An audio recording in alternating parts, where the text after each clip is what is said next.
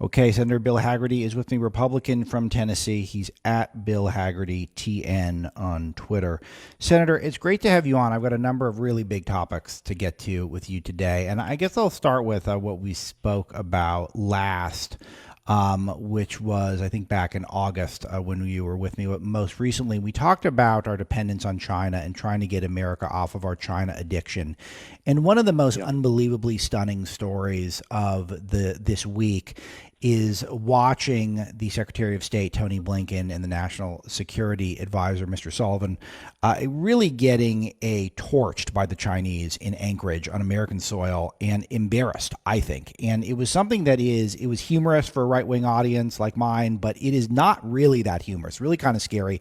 It doesn't feel like the Biden administration has a grasp on the fact that China is our adversaries, and we're so intertwined with them. It seems very hard to disentangle. Where are we at on this? What can we be doing at this moment? Well, Alex, I share your concern. And again, thank you for having me back on with you and your listeners today. What we saw in the open, I think, was very concerning to most Americans. Frankly, I wouldn't have agreed to have an open forum like that because the Chinese are only going to use that to pump propaganda back to their home country. Correct. That was a show. And what they really should be doing is understanding that China is our strategic adversary. That's a term that I want to continue using, Alex. They're our strategic adversary. And the Biden administration has been backsliding ever since they came into office. If you think about it, they rejoined the World Health Organization, pumping millions and millions of dollars back into that organization that, as you know, is highly influenced by China. They rejoined the Paris Climate Accord, which China has no obligations under for decades to come, yet we're going to be putting ourselves at a disadvantage immediately. And I think even more obvious is canceling the Keystone XL pipeline. If that oil is not coming to America, I can tell you where it's going to go, Alex. It's going to get piped straight to China. Sure. They're going to have the advantage of low-cost oil. And when we turn to try to make new jobs in the green energy sector, well, where are we going to get the turbines? Where are we going to get the solar panels? They're all made in China. So, again, China is laughing all the way to the bank on this one, and it's an embarrassment. I've been optimistic, though. China did step up and increase the activity with the virtual meeting of the Quad nations. President Trump really tried to strengthen and expand the Quad. I worked on this very much when I served as ambassador to Japan. But for our listeners, the Quad is not only America, but Japan, India, and Australia. And we do significant naval operations in the area. We need to strengthen our economic ties with those countries because we all have a unified interest in dealing with China in a straightforward manner and pushing back on China as they continue their aggressive activity in the region. You noted a couple things there that I think we should expand on briefly, and noting that the Biden administration did help, whether advertent or inadvertent, create propaganda for China. And we've been documenting this at Breitbart.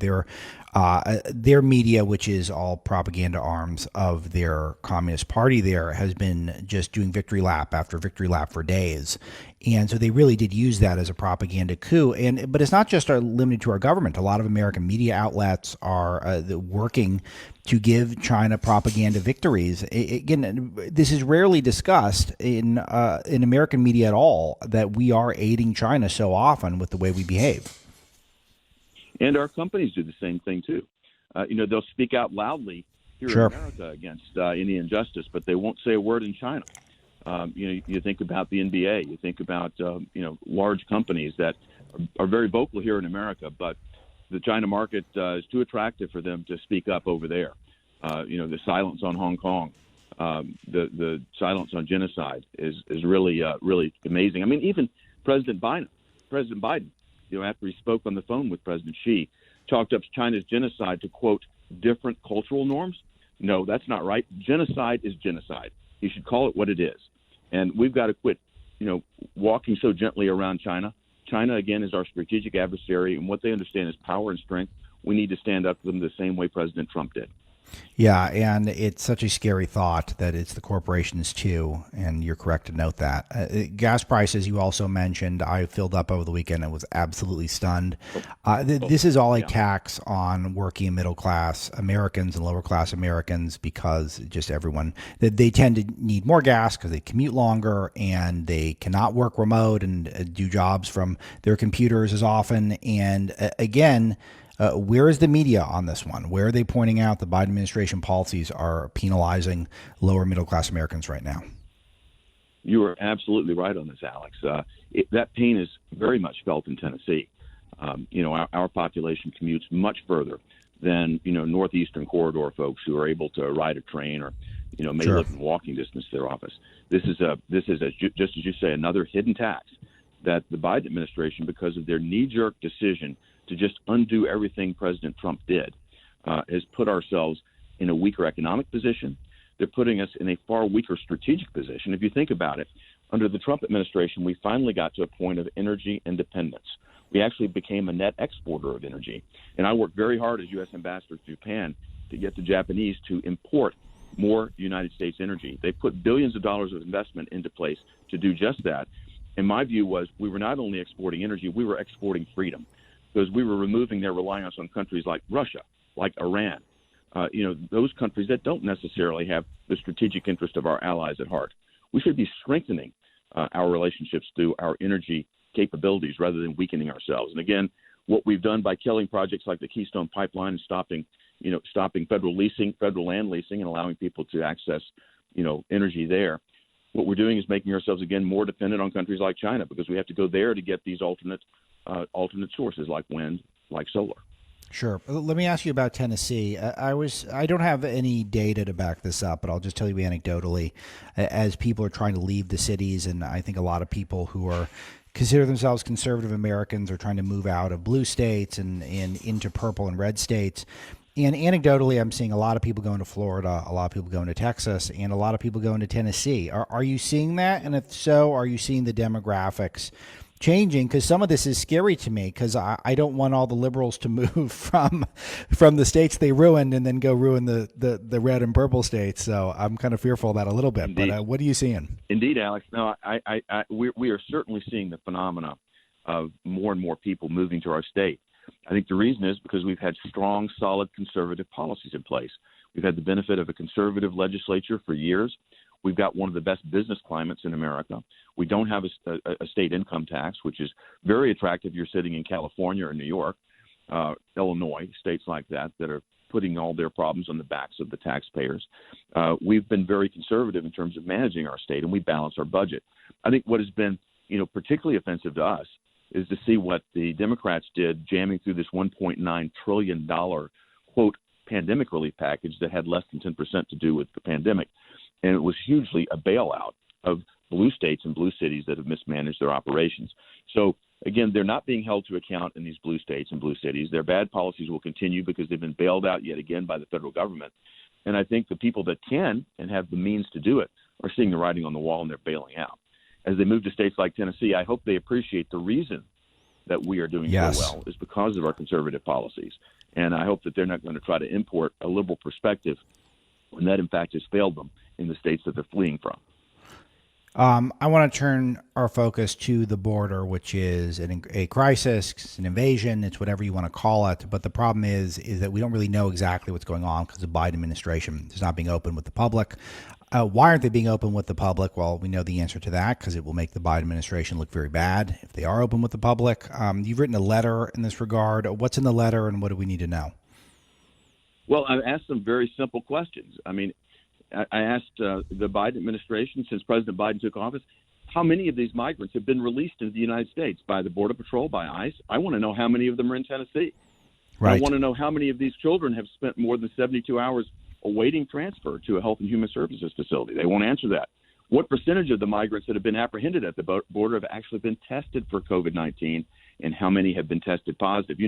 We've been expected to lock down our communities. We've been expected to shut our kids out of school. Yet Biden has opened the border for these folks and let them move in. I presume the answer is that they aren't testing them, or they certainly aren't getting them all tested. And I'd like to know how many have tested positive. I've heard some numbers. They're very, very concerning. And, I really want to know, why did they remove the stay in Mexico policy, the migrant protection protocol? That had a dramatic impact of keeping the people that were seeking asylum, south of the border. The Mexican government was even protecting the border. Now they went straight to catch and release. They opened the door, and it's a floodgate right now. It's been an open invitation. And when you offer stimulus checks to illegal immigrants, I mean, what sort of incentive is that, Alex? It's all the wrong incentives, and that's why they've got a crisis of their own making on their hands right now, and it's really threatening the safety and security of states like mine. We're seeing an increase in drug trafficking right now. I've talked to several sheriffs There's no who doubt. told me this. Yeah, and in human trafficking, it's terrible. It's just the stories are horrible, and that's so here's the next question, Senator. And here's the next question, and this is one that I've been asking all of the politicians who've been on the show and elected leaders, because it is so frustrating for audiences like mine at this moment, because just noting that Biden is ruining the country is not a very satisfying thing to talk about every morning for 3 hours on talk radio. So what can we be doing right now? What is our recourse? Because these policies are so disastrous and they're taking such rapid effect. What should we be doing right now? Well, we've had a number of delegations moving to the border right now. One thing that we're trying to do on the Republican side is shine light on this. Again, I've tried to get answers from the Biden administration, and they've not been forthcoming whatsoever. But I'm going to continue pushing this, and I think the fact that you are talking about it, Alex, will make a difference right now. They're trying to hide this. They're trying to act like it's not a crisis. I mean, when I watch Jen Psaki say that they don't want to call it, they don't want to give a name to it or whatever, right? They're trying to hide from this crisis, and the American public is waking up to what Biden is bringing forth to us. If we think about just the exposure to COVID that's coming across the border, absolutely, and how different the treatment is for someone who's not a citizen versus the treatment that our own citizens and our own school children are going through, I think this is going to create a groundswell that's going to force the Biden administration into action. Yeah, and it's so the dominoes just are, there's so many of them, and you noted this on your Twitter about how much fentanyl has been seized coming over the border. We've already in fiscal year 2021, which is, I guess, that starts for whatever reason in October, November. What is the math on that, Senator? Someone's got to figure that out. I'm going to run for office just to make fiscal year start in January with the normal year. That's going to be my platform. But we've already surpassed fiscal year 2020 in 5 months. I mean, this is just so devastating. And again, a responsible media, we'd be talking about this constantly. And going back to our original discussion about China, where the fentanyl is being manufactured. Of course. You know where it's coming from. And the Chinese are coming to Mexico, and they're coming up. We were there in November 2019. We did a huge documentary down there, and Senator, and we witnessed Chinese nationals illegally immigrating, crossing the Rio Grande. We were there. We watched it happen with our own two eyes. Bingo, Alex. I mean, you're putting your finger right on it. They won't talk about it in the media. But that border is a huge problem, and people just focus on the migration aspects of it. But the drug trafficking and human trafficking, all of the illegal activity with folks that are on, various watch lists that should not be gaining admission to this country, all they have to do is go to Mexico, and they walk. It's a huge problem, and China is pumping this fentanyl into Mexico again, where it's manufactured and used as a component of drugs that are coming in and killing our kids in Tennessee. Let's change gears. I've got a minute or so left. I'm sure you've been very generous with your time. You also noted on your Twitter that this is the 11th anniversary of Obamacare. I just had a very strange experience trying to help a friend of mine get health care, and she's lower income, and though not ultra low, but pretty low income, and makes too much money for government assistance. So she goes on to the exchanges, and I mean, we're talking a week and a half's worth of pay to be underinsured on the Obamacare exchanges. It's such a disaster, and I do fear it's going to lead us to eventually a purely socialized medical system. Where are we at 11 years after Obamacare? We're not in a good place, Alex. I mean, that program is so complex. There's so much social engineering going on in the program, too, that you almost need a graduate degree to be able to decipher the various plans. The cost of it is exorbitant because they keep adding on all of these things, again, back to social engineering that very few people need and want, but they're being forced to pay for. It really is designed poorly, too. Again, the incentives aren't aligned properly. So people can opt in if and as they need it, as opposed to being in the system the whole time and properly creating an insurance pool. There are much better private options, but those options have been priced out of existence and regulated out of existence. So people are not allowed to get the type of program they want and they need for their family. They've got to have yet another one-size-fits-all solution from Washington that's far too expensive. Unfortunately, you're correct in all this. Senator Bill Hagerty, I really appreciate it. Come back whenever you like. It's great to be back on with you. Thank you so much. Yeah, we appreciate it so much.